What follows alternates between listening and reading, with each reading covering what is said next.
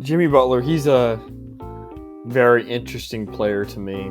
He's like, oh, shoot, I don't know where to go with the ball because I haven't been able to think. It was a great series. Game 4 was one of the best games I've ever watched in my entire life. Now LeBron's a 4-time champion, and Anthony Davis gets his first. It's unacceptable. So happy when the Astros lost because it would definitely be a 2020 thing. Yeah, I was impressed by their game.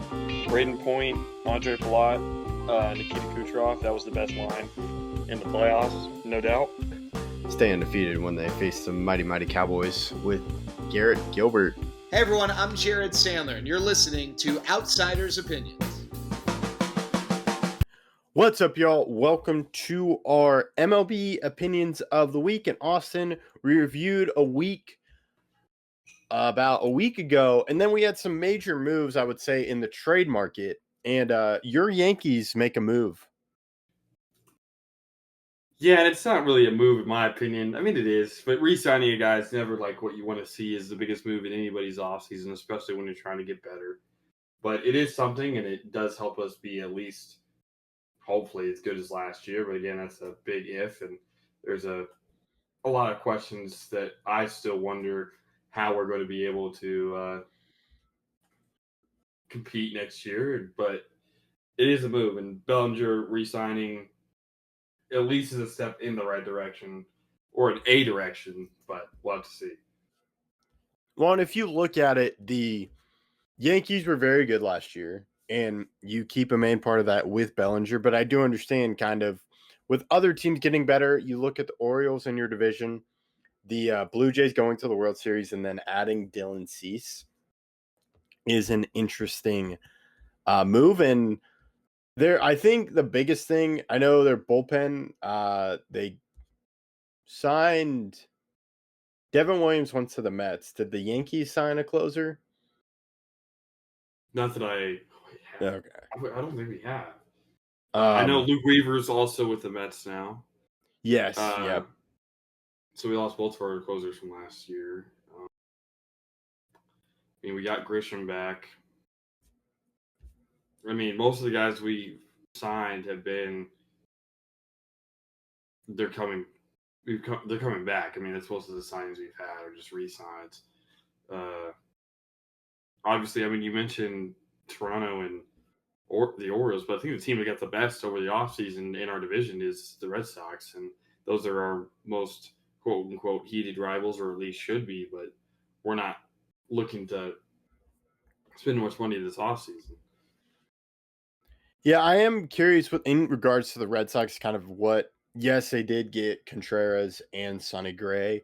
I am curious what they do as... Well, also Suarez. Oh, yeah, Ranger Suarez, yep. I do think there was a hole at third base from the Bregman going to the Cubs.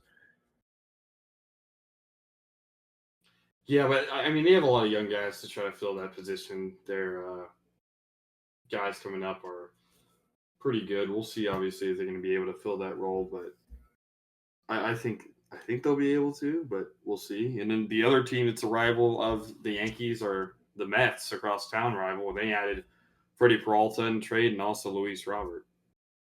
Yes, Freddie Peralta is a great pitcher, and they're a team that I don't think they lost any starters, but it adds to a front line. I think Luis Robert is very interesting because of kind of the center field situation they've been dealing with past few years. They had a lot of older guys, so I think Luis Robert is a fantastic defensively center field for them and was one of the best players on the White Sox. However, it does kind of go into, I do think there's still a question, because I thought even before he was traded, it was like McNeil might play center field, but then they traded McNeil. Kind of, do they move any infielders to the outfield? I don't know. I think that their infield is loaded, and that makes you ask the question. It's either going to be that or they make a trade. Yeah, and I don't think a trade would be bad for them, given adding Luis Robert. But a trade would be Lindor. However, they did trade Luis Angel Acuna in that Peralta deal. So I am curious who's going to be that Because I think you want a young guy at shortstop, looking at where they're at. And I think Lindor's younger than Polanco and Simeon. Yeah. I think it's more about defense. And while Lindor's probably still the best defender of those bunch, I don't really think you're too concerned about age if the guy's playing good defense. But there's question marks all over their infield because of who's going to play where. And I don't necessarily know if Polanco or Simeon's willing to go to the outfield or how they play in the outfield, because Altuve didn't play all that well and left this past year. And that's the only infielder I can really think of like off immediately that played in the outfield. We've also seen a guy like Chris Bryant move to the outfield. I know he's not really playing right now, but in the past, still, when he was on the Giants and they were really good, he moved to the outfield. He was playing left field for them. It's not a seamless transition. Not everybody's going to be Mookie Betts and be a Gold Glove caliber right fielder and second baseman. So there are some questions to be asked, but you'd rather have the guys that you have right now with the Mets that are all-star potential guys than not. But they have too many good infielders, and that's a good problem to have. It is a good problem, and I do think they don't really have a designated hitter for that spot. But yeah, it's a good problem. And if you do look at it, Lindor would be a great trade piece for them if they do decide to move on from him. That's true, yeah. But what is his price? I don't know if many teams can offer what they would need to get a Lindor, and also what he means to the organization and their fan base is a lot. So it would hurt a lot of people to see him move on. Yeah. So it'll be something to where I think it is kind of going to, something does need to happen, but a shocking trade. And then I would say another shocking trade from my personal view is the Rangers trading 5 prospects for Mackenzie Gore, because I like the move from the Rangers, who are kind of going back to their penny pinching route after basically 3 years of paying a lot of money. And I think Gore helps you now as well as the future if you can sign him to an extension. He still has got about 2 years of control, but I think if you were able to extend him, that provides you with a young core of pitchers of Gore, Leiter, Jacob Latz, or Rocker, one of those 3. And it does deplete their farm as well, because in the trade, they also gave up their first-round pick, Gavin Fine. And that was something to where I'm not too upset with them trading those guys away, because they're trying to win now, and a lot of them were infielders. Rosario was a pitcher, but he's dealing with injuries, so he wouldn't have been able to help him in the next 2 years. Yeah.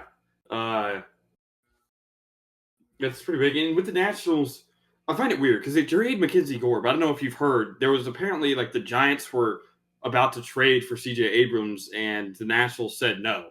That they were like, you know what? No, we don't want to trade C.J. Abrams. And Abrams has had a fine career to this point. He's made an All-Star game, and he is a crucial piece that they received back for in 2023 for Juan Soto. Or 22 for Juan Soto. I can't remember. I think it was 22, actually. But, yeah, it's 22. But I do find it a little bit weird that they would trade Gore, who I thought was the better of the two. But Gore's also had a couple middling seasons, and that's partially because of how bad the Nationals have been. But I do wonder if the Nationals are going to trade Abrams and try to capitalize on his still all-star level offense, even though his defense has been questionable to say the least, and maybe somebody moves him to second base if he gets traded, but he's been a good hitter. He's been a fine fielder except for the errors. He just has a ton of errors. But do you think the Nationals trade Abrams or another one of their young players, or do you think Gore's the only young guy that they end up trading? I think they trade more, because I think this is kind of a sign, and they did get a new guy new general manager, president.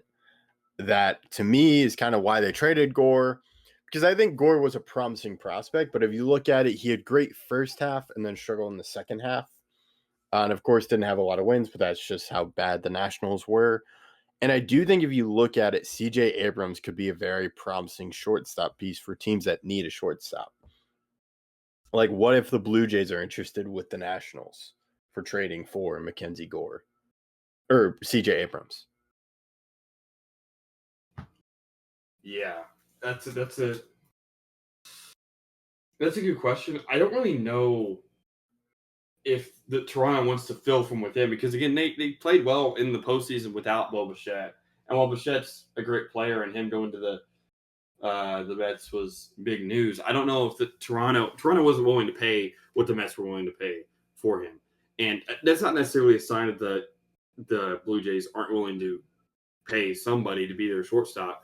But I could see them trying to add from within and maybe make a trade at the trade deadline and not make a move right now. I think that the Blue Jays are going to try to feel it out, and then again see, hey, what's up? Because the Mets paid a lot for a shortstop that we don't know if he's going to be playing shortstop. And Toronto, I think, is okay with letting him go, even though he was an integral part of their team and had a big moment in Game 7 that would have been maybe statue material if they ended up winning that game. Yeah, and you make a good point with the Blue Jays, and they have a very select mold of what they could do, and Abrams may not fit that, but I think a lot of teams, when you look at the Dodgers paying a lot, there are two options some teams could do, which is kind of give up and just be like, okay, they're going to win no matter what, or some teams might try to combat the Dodgers and build a bigger team. And I think the Blue Jays, given where they were last year, are a likely candidate to do that. So either trading for Lindor or Abrams could be one.